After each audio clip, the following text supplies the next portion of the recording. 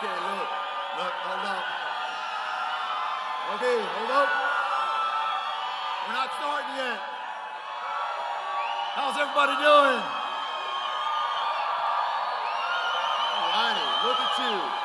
Look at you. So, here's the deal. Here's the deal.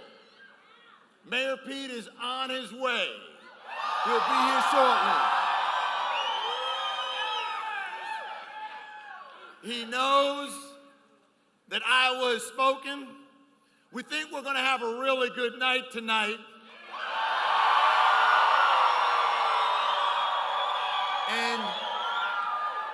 And he knows that America's calling. So, you've done well, Iowa. You got out.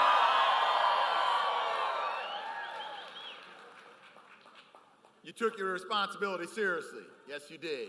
Yes, you did. I'm going to come out in a little bit because I got to introduce a wonderful woman from South Bend who's going to introduce Mayor Pete. But I wanted to come out because I know there's a lot of energy in this room.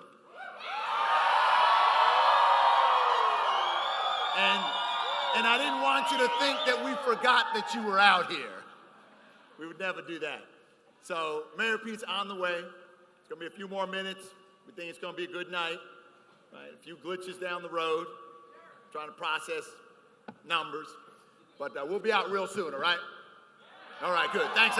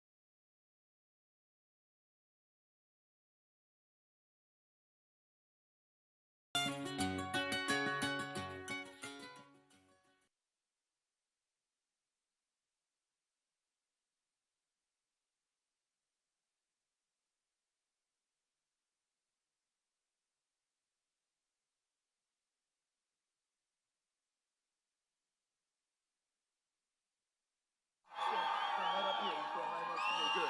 How's everybody doing this evening? Woo! Are you ready to win the era? Woo! Now, before I start with my brief remarks, as you heard, there was, I think, some technological glitch in transmitting data from one place to the next. But I can tell you right now, if it was a broadband issue, under Pete Buttigieg's plan for rural America, we're going to take care of that broadband problem.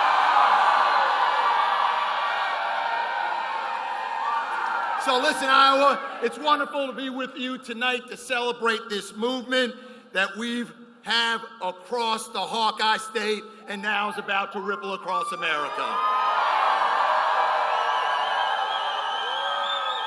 It's been so invigorating and encouraging watching you here in Iowa assume that important responsibility, a very difficult decision. You took it seriously, and tonight you got the job done. So recently I had an opportunity about 3 weeks ago to announce my endorsement for the next president of the United States, Pete Buttigieg.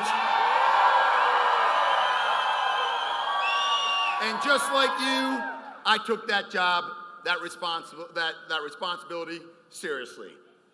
In less than a year, we'll have the opportunity to choose the leader who will make us stronger at home and abroad. I spent 3 decades in uniform in the Army and the Army Reserve. I currently sit on the House Armed Services Committee. And I know that Pete brings a very deep intellect and experience, grounded in his time in a war zone. He understands the global challenges that we face. The lessons he took from Afghanistan shape his understanding of America's role in the world and make him uniquely suited for this moment. Pete will bring that same leadership to make us stronger here at home. For the past 8 years, he has stressed and steered a diverse, working-class industrial city into a brighter, more prosperous future. That would be South Bend, wouldn't it? Yeah, South Bend, Indiana.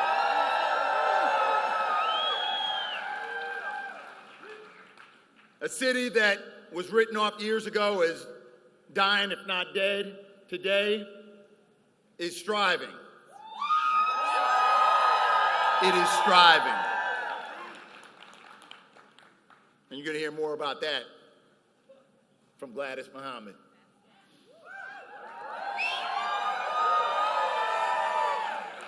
But what excites me greatly is that when it comes to advocating for and empowering communities of color, like the ones that I represent in Maryland, Pete made hard-fought progress in South Bend in the African-American community. But he understands that much more work remains, and there are no easy solutions to ingrained problems. I can't tell you how proud I am to join you, a movement across Iowa and America, a movement, people who are yearning for change, not that change that is rooted in Washington, but that change that is bubbling up in communities across America.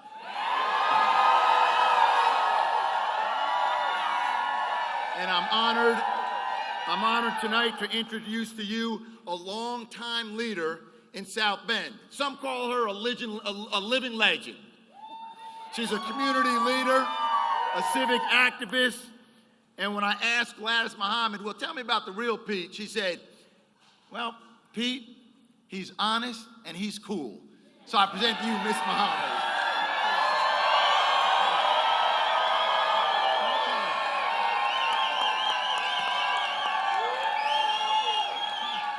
Thank you, Congressman Brown. Hello, Iowa. This is the first time I've been here, and it's a warm, friendly place to be. I had a friend that used to tell stories, and one of her stories would be, looking good, you sure enough looking good. Good for Pete. My name is Gladys Muhammad, and I have 30 years of experience working in the neighborhoods, working with grassroots and grassroots to improve our communities.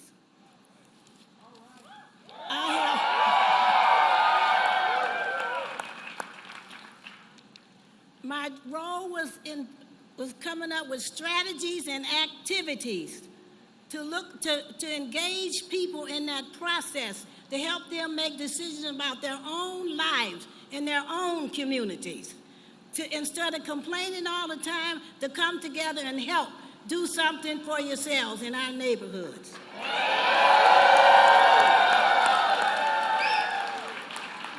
Somewhere along the line, I met Pete Buttigieg.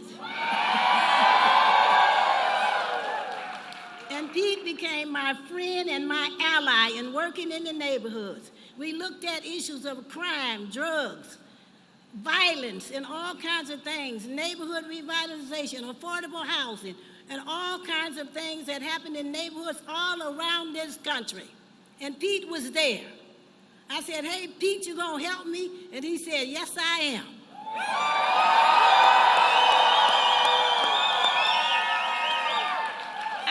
I did not have to ask twice. People in South Bend and the national press have a narrative to say blacks in South Bend don't support Pete Buttigieg. Here I am, black and proud.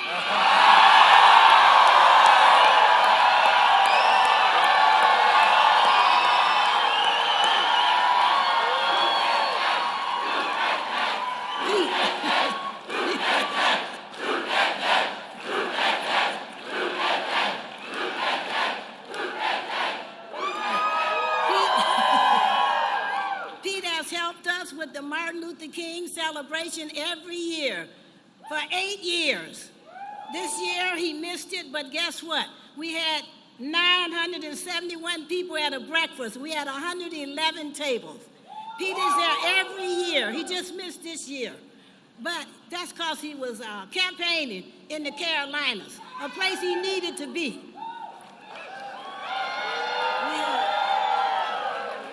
Pete has changed street signs. We have a Martin Luther King Boulevard now running straight through the heart of town, not on a little block in the neighborhood. We have Black History programs where people who have not been recognized, that have had commitments to South Bend, Indiana, Pete has recognized those people. They've been on billboards throughout our city so that we know that African Americans in South Bend contribute to the life and success of our community. Pete Buttigieg did that.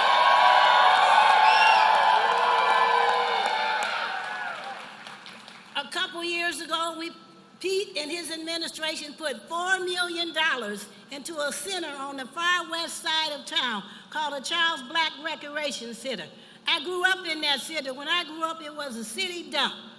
And now I'm so proud of that center. It's right there, look like all the cities, all the community recreation throughout the city, in the neighborhood, and I'm very proud of that. And to Pete, I didn't come here to disrespect any Democrats running to get in the White House. I came here to support Pete Buttigieg for the White House.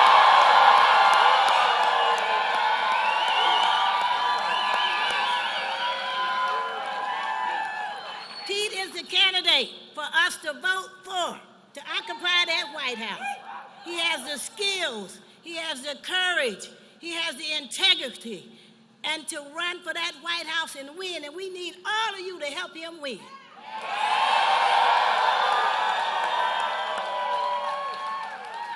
In the words of Ella Baker from Sweet Honey on the Rock, we who believe in freedom cannot rest until it's won. And Pete Buttigieg gonna help us win. When black people do what it is that they have to do, when discrimination is put behind us, we can win all over this country and take the White House back.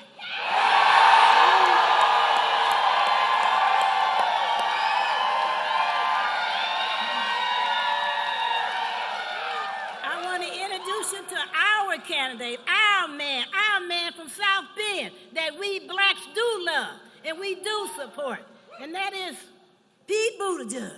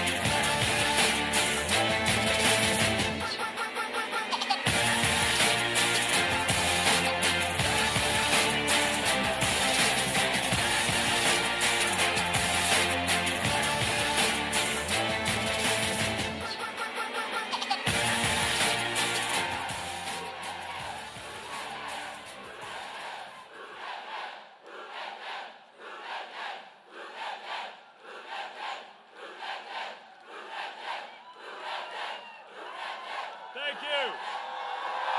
Thank you, Iowa. Thank you.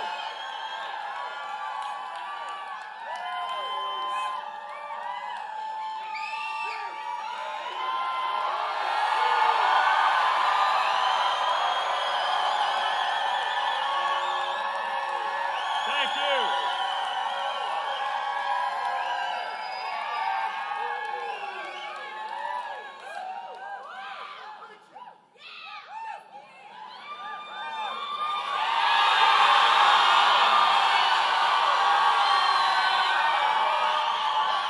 Thank you.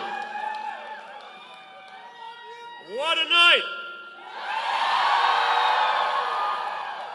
Because tonight, an improbable hope became an undeniable reality.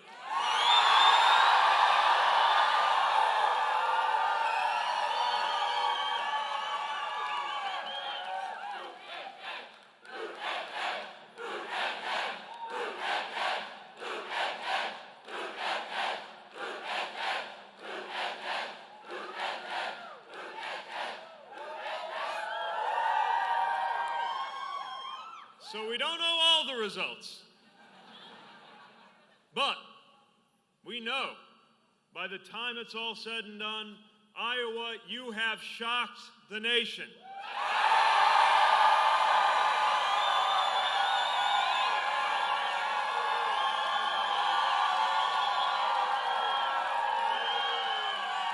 Because by all indications, we are going on to New Hampshire victorious.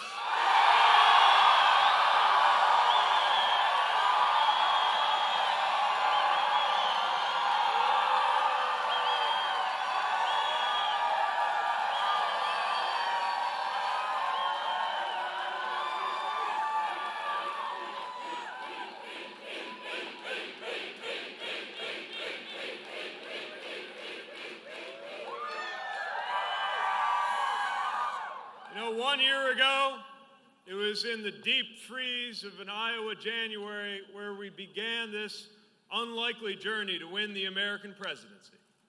We weren't well known, but we had a new idea.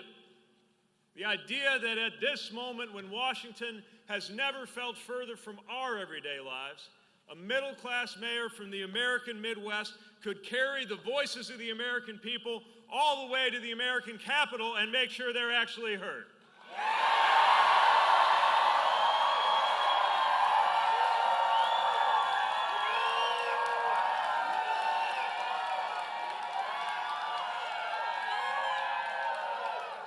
We had the belief that in the face of exhaustion and cynicism and division, in spite of every trampled norm and every poisonous tweet, that a rising majority of Americans was hungry for action and ready for new answers.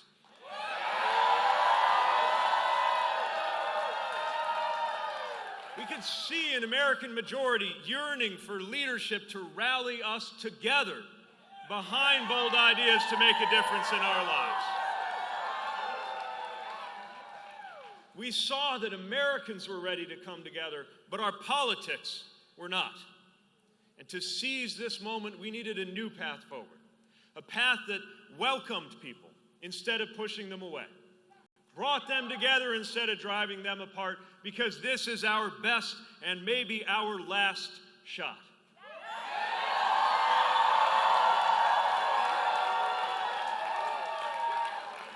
We knew that with this American majority, we are on the cusp of changing the game for ordinary Americans, but that we could not win or govern if we wrote people off who didn't agree with us 100% of the time.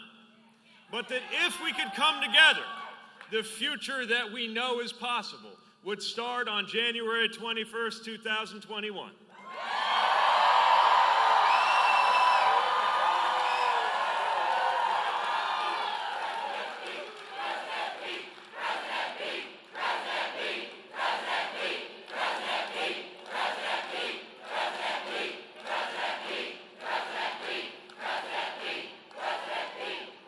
Now, there were skeptics, an awful lot of skeptics, who said, not now, not this time.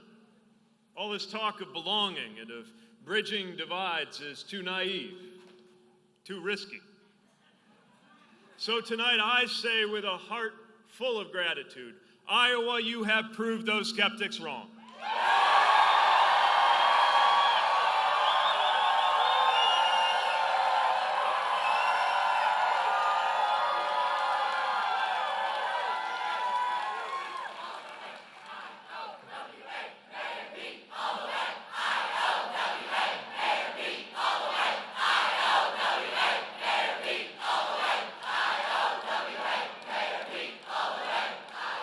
By your effort, and it was by your effort, we brought together an extraordinary coalition of Americans, progressives, moderates, and that good number of what we like to call future former Republicans.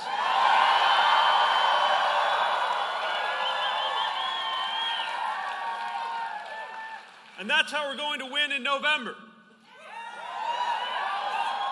Because it's about adding people to our cause, adding to our majority. That is how we will guarantee that on the day Donald Trump leaves office, we'll be ready to move America forward into the era that must come next.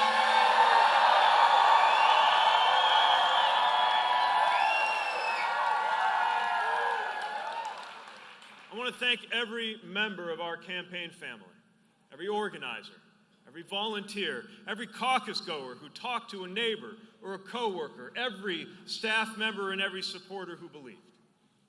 And anyone who shares our vision can join the 750,000 grassroots supporters fueling our movement and chip in right now at PeteForAmerica.com.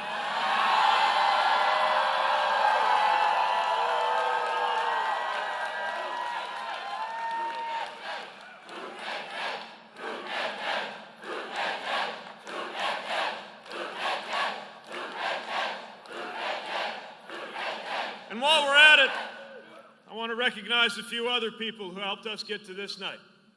My mother, who not only helped raise me, but put her love of language to work answering letters sent to our campaign.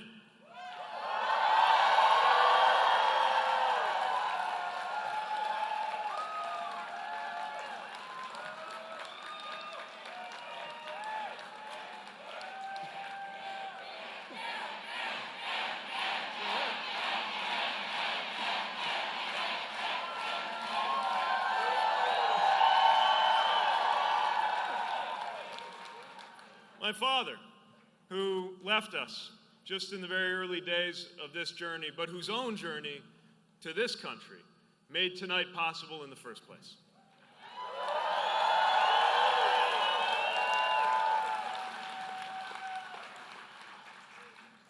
And to the love of my life, keeping my feet on the ground, how about a hand for the future First Gentleman of the United States? Let's hear it for Chester.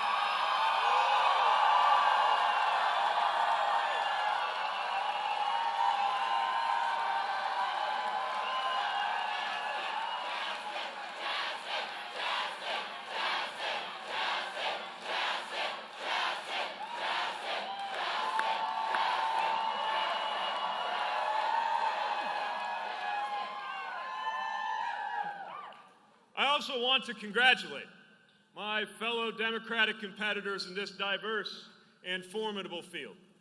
For months, we have been having an honest and respectful but vigorous debate about the course of our party and the future of this nation. And tonight, Iowa chose a new path.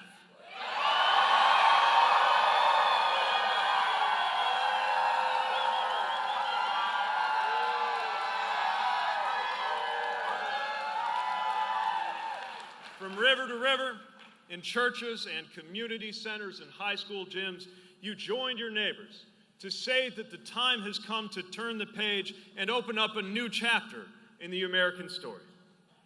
You chose to move on not just from the broken policies of these last few years, but the broken politics that got us here. And tomorrow, because of what we did here, the nation will have that choice too.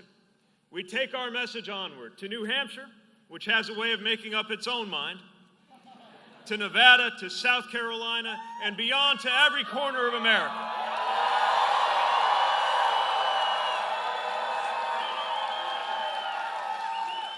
And as we do, we will be building the movement that not only will win the election against Donald Trump, but win the era for our shared values.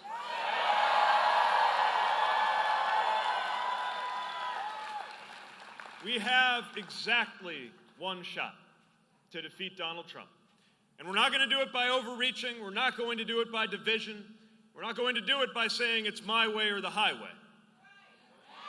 This is our shot, our only shot to galvanize an American majority to win.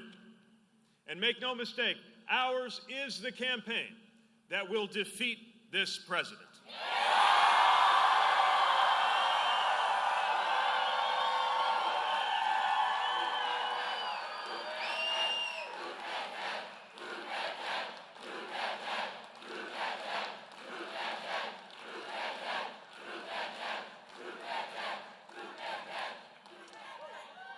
A president who cuts taxes for corporations while crushing the rights of workers to organize ought to have to compete with a middle-class mayor who entered politics fighting for auto workers and actually lives and works in the industrial Midwest.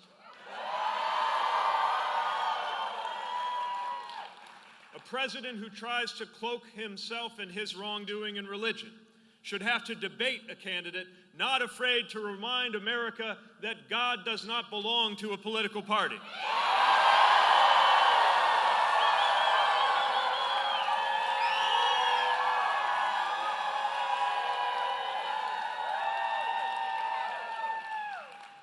And a president who avoided serving when it was his turn should have to stand next to a veteran ready to show what troops deserve from a real commander-in-chief.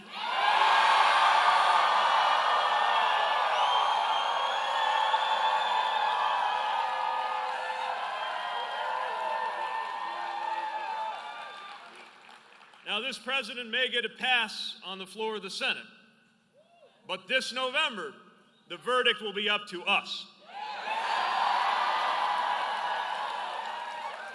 And when I'm your nominee, we will win big enough to send not just Donald Trump's presidency, but Trumpism itself into the dustbin of history where it belongs.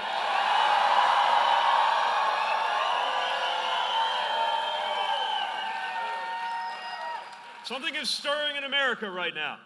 You can feel it. We saw it tonight.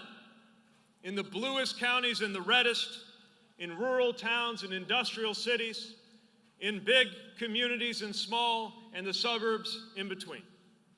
We're seeing Democrats hungry to win, independent voters who had been turned off by our politics, Republicans tired of trying to look their kids in the eye and explain this presidency, all standing together. And all standing together to declare that we are defined not by who we voted for in the past, but by what we're voting for in the future.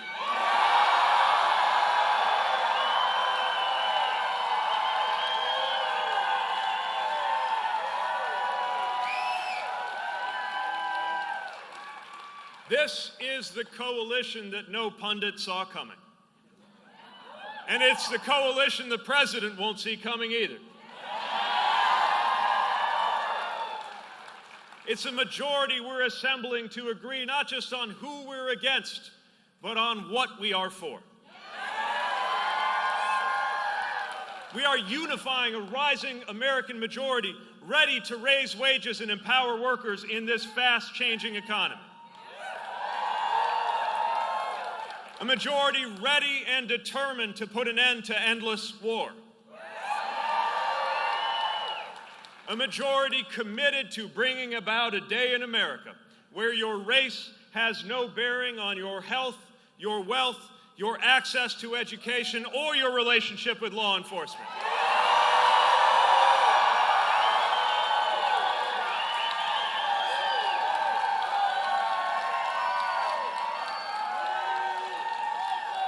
A majority of Americans ready to support our teachers with a president and a Secretary of Education who believe in public education.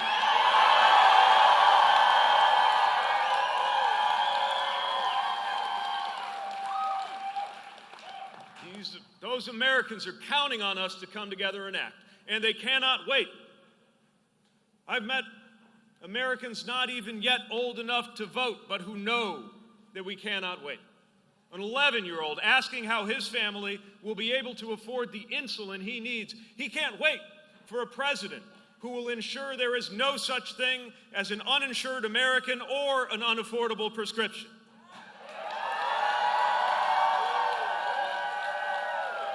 The 14-year-old who let me know she's already written out a basic will because she's terrified the next day in school could be her last.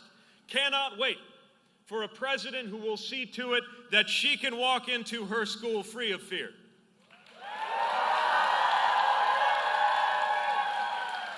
The 10-year-old who let me know he expects to be around in 2100 and look back at whether we acted fast enough to secure his future. He cannot wait for a president prepared to enlist every American in the fight for our climate.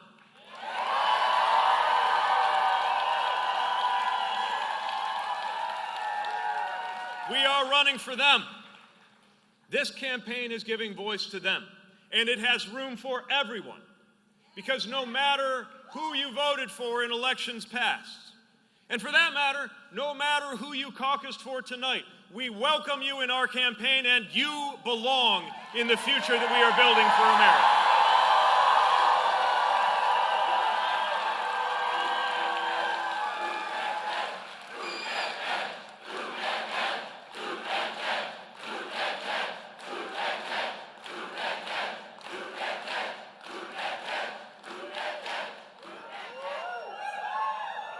Whether you're a young woman with autism in Muscatine or a veteran battling addiction in Claremont, you belong.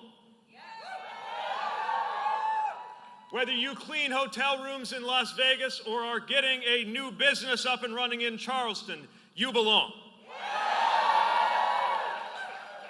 I believe the presidency has a purpose. And the purpose of our American presidency is not the glorification of the president. It is the unification and the empowerment to the American people to solve these big problems.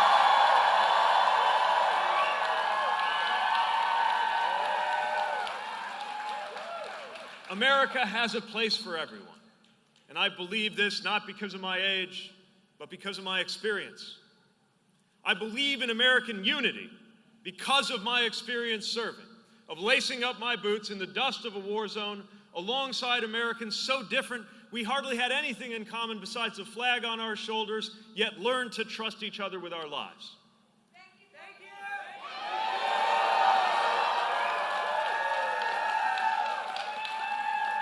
I believe in American boldness because of my experience governing, guiding a city once called dying out of the shadows of our empty factories and into a brighter future.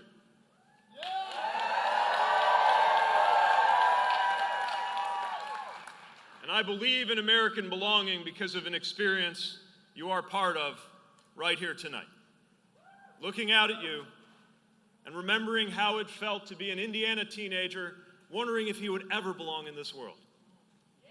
Wondering if something deep inside him meant that he would forever be an outsider, that he might never wear the uniform, never be accepted, never even know love. And now that same person is standing in front of you, a mayor, a veteran, happily married, and one step closer to becoming the next president of the United States.